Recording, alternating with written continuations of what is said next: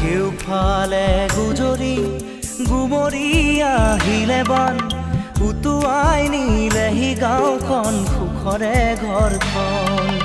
পলকতে উটি গৈ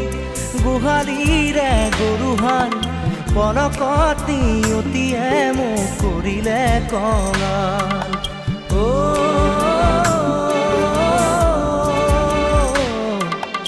উটুৱাই নিলেহি গাঁওখন সুখৰে ঘৰখন